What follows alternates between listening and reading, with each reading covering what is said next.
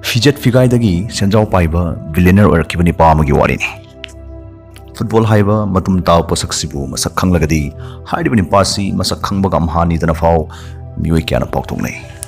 Fiman Setuna Zorakiba, Nipasna, 2019. Subnaginumit Chahumunga, Humpumangani Nasaba, Jahiyam Stada, $109 million. Tanbangamki, Subnaki Jahiyamada. 2018 the Mana Hujuji Shana River Clubs na Jahiyamada $64 million speak in Hana Wasatuna, Hadibani Pasibu, Jahimari Yanasayama Inaduna, Yambling the Lusinki. Jahigi Pigadaba, Senpam Sikak Natana, Hana Jahima Palom Sanaramba, Ningsing Warina Talabatumba, Football Club, Amabutado Lamduna, Makwig the Lak Pibidama, transfer Pioina, $117 million Amasu, Nipasta Piki. Subnagi, Jejet Amada Ishagi, Mingdo Gorogoro Kostelaga, $117 million tan Bivasi. Fare, Walim Katsatasi. A pickpa Kamada, Masin Manau Mari, Tumpunduna Sarakiba, Skumani Pasna, Football Kaptagi Natana, Harvell Life, Toyota Singbagi, Pochai, Gari Nungli Karkara, Second Drakungi, Advertise Masama Tok Laga, Jahiyam the $44 million Lomsu, Tarai Natali. Nipasigi Quadi Sauba contracts na Nike Hadiba, American brands na oi. Magi football career si Tok Raga, Nike Kaktagi Nipasna, billion lom the Talakini than a panari. Kadi Sutandani. Pritipigo na Instagram followers quite game na label ni pass di, company kudi na top lak the bagi, ngai to the lady bani. Mana camera mamangda, Mutamuset Kilip Kiba, Prit Kungrau Kumup to the mid na kupa the trending or even. Masing langam drava Muykiana, Lay the bagi ngai bani. Nakalamurum the Nipasi, Masaigo Bakarbadasu, Kutsau Hadari. Pestona CR7 Koba, Augustingi Puning Taranis and Simangambadumba, Jingliam na Fazaraba, Football Gitim the Towinas Han Hotel Anisu, Jalairi. Mastinatana, Inspiria Koba, Dugumba some transplant of clinic Amasu, Loina CR7 Koba, Masagi Siena Sana Pirolgi Company Amasu, my Panama Totori. Ngantana, Lairaba Thamoi Lairaba Thamoi Selmarang Kaimalapana, Grahasik Tongan Ba, Laibak Masagi Yum Nation Basuleptri. Handak Tamana Italy Turin Haiba, Homestay de Laikiba, Double Bilasisu, $1 million Kia, Hajinduna Saki with me Jowney. Hari Bim Jausi, bedroom ni Palaiba, Imum Mapala ni Magtapul Hapa, Jim, Laiko Lamasung, could Hibakanagi Kalagi Kuchanglaba, my hopum Taragi Matakalaiba, Hangdok Iba Tongausunda, Jingman Fazaba, Nintiba, Mayek Sena Ubad, Mamalga, Janaba Bilani Haibada, Hyman Batoloi, Masinasu, Loidri, New Yorki, Tram Tower Suni Pasiki, Toina Tanglaba, Marble Masung, Sanana Yomlaba, $18.5 million Longi Mamaloiba, apartment Masu, lady. Maike Chumatonau Dagi, Central Park Masung, Hudson Tureli Fazava, Mapumfana Uba, Mapam Chapa apartment. Masinasu, Amusuloidri. Nipasigi, $1.6 million Lom Hitaduna Sakiva, vacation home Amanasu, Spengi, Marivela Harim Pumsteda, Nipasibu, Masagarsingi, Heking Bada, Peningayo, Fajabadu, Utkadabagi, Ngaiduna lady. Yung kay giwarisi amuk nakta thamkraga Nipasigi gari khamhamda ekoina pamba luxury car tarama panamasu masama-sagi numit ngaiduna khinduna khamle asamlabna maming pallabada $360,000 piba Rolls Royce Phantom ama to $20,000 piba Bentley GT Speed ama James Bond film dayaw kiba Aston Martin car ani $1.7 million ta ling nalor kiba Bugatti Veyron ama amsung manamaksdagi pungda yauna thumna palhanba ngamba dugumba thaubu thoklagadi lambi sorok lamjauda mina koyeng yengnaba limited edition da prithibisigi oina akaknaba masing tarakak sakiba mapham khangna $8.5 million ta lorkiba Bugatti Chiron DHE amasu nipasigi mapham chaba machi amada irenjana khamdun thamle Laikhagi Jakamari Pan missing skak natana matam amagi Lairaba Nipasigi private jet ani amasu khamprang na khamdun lady $19 million piba Gulfstream G200 business jet ama amasung hena chawkhalaba hena kethong moktholaba hena tangkhalaba $64.5 million piba Gulfstream G650 ama masig tangkhalaba jatring mioi nipan tamon nungai na tongba yaba mapudugi hek pamjaba maongda sendok sadokpa customize toba yaba sum jet simakti hojing ki oina market ta sanjau paibising na khwaidigi pamnaba best private jet ni dana longnari bani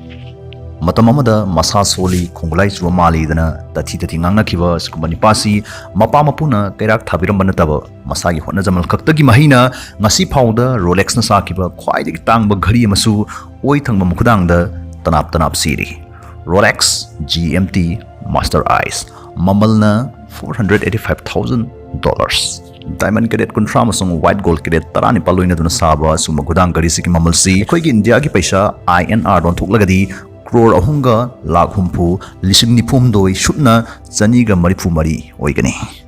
masagi thabak thoram seleba fijet ki matungina nipasi $160,000 piba Jacob and Co watch haiba sumba gari simasu heke gadumaksi loinana $261,000 piba Canary yellow diamond ring haiba sumba hiragi kudup simasu Cristiano Ronaldo gi achabu kuchada prik prik langna nga duna leiri Ronaldo Portugal gi Medira haibi touchday da poki mapan ayukin thilgi nundangi paduna yu thaktum taleiba migi leikol gi malini Mamana migi mungda chakthong pisu tawduna chakhum mai mutanaba ningdom pombong kheyona jai Ronaldo anga moina sana put sana ba phangdaba jai khuding lakpa Christmas ta khudol por amada phanglaktaba dugumba anga moina sawrakhibani thangnaba ka amada mama pa tumlaga apikpa ka macha amadana machi mayamba machal nupi makhoi mari punna punsi gi amama madam lenmina rakhi Laibuk phaba haigadra Ronaldo gi oinadi bol amabu phangkragadi leitarage awana pumba taraina kaukthokduna masagi tonganba taibang amada tawnuna leiba ngamlami Senior club singda sanaraktringai masagi chahi nipan khak surakpada Ronaldo mapunsi ahan boina Andorina haibu club amadagi bol kawba hokibani ngalingai matamdagi hongna masana stage Ronaldo gi haisingba haiba henganab gina makhona leptaba angang amoina magi work ethics si atuk matik thagatningai oirami Jahi ahungi matung masagi jahi taramatoi surakpada Sporting Club de Portugal haiba club stayda makhadana sanarakhi asum namana lamhang lampakta bol amaga sum saurak stayda au bakhang basingna mabu top top mogul lama yawi habs khanglagasu masa pamanba hek ubada sondam nadam maramna puning thawdaba wahiwata kya tatna haibiki nasa sonmalida matong amta yawdri kamai tenu sidi maru nga tani sidi yadre sidi pamale khara chawo Sigumba wahiwata singsi pitliba Ronaldo na tao pamkite. Masdagi ni pamchasina masagi chahi tarama thuikak surukpa matamsdaida achetpa phirem ama khak lawjaki. Aingonda talent khri yawi haibsi ai sasu khangjaki. Adubu aigi talent tu hena mapung fanaba yawshin bithak yawnaba soli pai hariba yaksangsi phajana simdoktaba yaroi haibsi ai khanki. Masi interview kya da Ronaldo na toin hakiba warolne. Masdagi Ronaldo mipung khring maktagi manen honadaba yade haiba wakhlon si mangoina duna tung hanna yengda manglumda changsilakibani ahing hing tumpham degi lithoktuna sajal to horakhi asumna nongjung sathida aning mapam khuding mathakta football makok thanganduna honazarpasigi mahina Ronaldo nupi angang na toina ngauna batana miyoi kya inspiration amani sakhanglaba malemda maming shala mangasigi CR7 Cristiano Ronaldo gi saban butisida tamna tamno sin horakhi Sondam nadami masapa mali dana mangonda thazab thamkida miyoi singdu anuba Ronaldo si ubadadi mamitta lai ubagum chap yunakhi like lai suglamdadi Ronaldo masana sukya khoida da baga school ki wazaya mana mabu ningthi nungaina khangbi bai doramte nongma school da waza mana magi imung manung panduna karem ka thaina ba wangangang I haibgidamak waza adu sokri na langsin bagi thokto am khak thoki house dagi mabu school dagi tan tholami mana football da chap yungna mapung fan on silakibasu masigi tam kaksdagi ne matamsida ma masagi chahi taramani khak suptangairi magi punsida khwainiga hanboina mapungning nusikyo mitkupsina Lisbon Academy join tawnabgidamak pongna phamlamdam Madira thadokhiba mikuptune football aingonda kudimuk bibibane adu football na aibu aigi nusiraba yumdagisu thawna puthokbikibane